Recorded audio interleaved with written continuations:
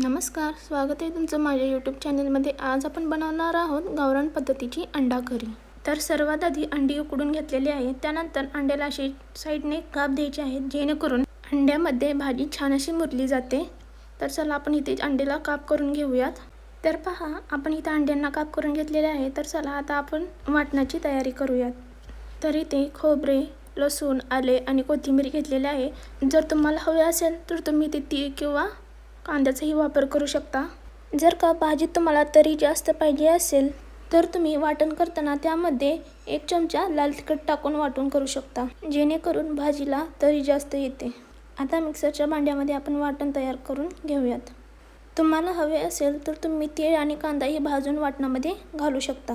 तर इथे मी खोबरे, लसूण, आले, कोथिंबीर टाकून वाटण तयार करून घेते. तर पहा, आपले वाटण इथे तयार झालेले आहे. तर पहा, इथे आपण अंड्यांना काप करून घेतलेले आहेत. तर हे अंडे आता आपण तेलात तळून घ्यायचे आहेत. तर कढई गरम करायला ठेवलेली आहे. तर यात आपण 2 चमचे तेल टाकायचे आहे आणि त्यात थोडेसे मीठ टाकायचे, जेणेकरून अंडी छान परतली जातात, खाली चिटकत नाहीत. तर आता अंडी सोडून मी त्यांना छान परतून घेते. तर इथे आपण अंडी छान असा सोनेरी कलर येईपर्यंत परतून घ्यायची आहेत. तर पहा, आपल्या अंड्यांना छान असा सोनेरी कलर आलेला आहे. तर आता आपण अंडी काढून घेऊयात. अंडी परतून घेतल्याने अंड्याची चवही छान लागते. तर त्याच कढईमध्ये आपण मसाला परतणार आहोत, जेणेकरून भांडी घाणी होणार नाहीत. त्यामुळे एकाच कढईत आपण सर्व काही करणार आहे. तर मसाला आपला छान इथे लालसर असा परतून झालेला आहे, बघू शकता. यानंतर आपण यामध्ये काही मसाले घालणार आहोत. 1 चमचा अंडा करी मसाला, 1 चमचा बेसन, यानंतर 1 चमचा लाल तिखट आणि 1 चमचा हळद, त्यानंतर 1 चमचा काळे तिखट घालून आपण इथे छान असा परतून मसाला घ्यायचा आहे. मसाला छान असा तेल सुटेपर्यंत परतून घ्यायचा आहे.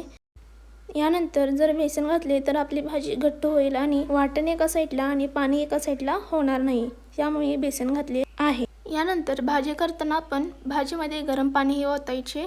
गार पाणी ओतल्याने काय होते, भाजीला चव येत नाही आणि गरम पाणी ओतल्याने भाजीला छान अशी चव येते. तर आपण यात गरम पाणी घातलेले आहे. गरम पाणी घालून छान असे मिक्स करून घ्यायचे आहे, जेणेकरून ह्यातल्या गुठळ्या मोडल्या जातील.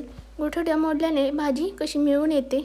तर ह्यात मी अजून थोडेसे गरम पाणी घालणार आहे, जेणेकरून भाजीतला मसाला छान शिजेल.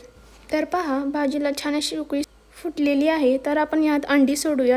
एक एक करून यात अंडी सोडत जायचं आहे, जेणेकरून अंड्यांमध्ये भाजी शिरते आणि चवही छान लागते. तर इथे सर्व आपण अंडी सोडून घेतलेले आहेत. तर पहा, भाजी आपली छान अशी उकळून तयार झालेली आहे. तर यामध्ये आपण वरून बारीक चिरलेली कोथिंबीर घालणार आहोत.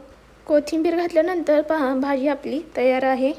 तर तुम्हाला एक विनंती आहे, तुम्ही जर आपल्या चॅनलवर नवीन असाल तर चॅनलला लाईक करा, शेअर करा आणि सबस्क्राईब करा. आणि हो, सोबतही बेल आयकॉन देखील प्रेस करा, जेणेकरून माझ्या नवनवीन व्हिडिओचे अपडेट तुमच्या मोबाईलवर येत जातील. धन्यवाद.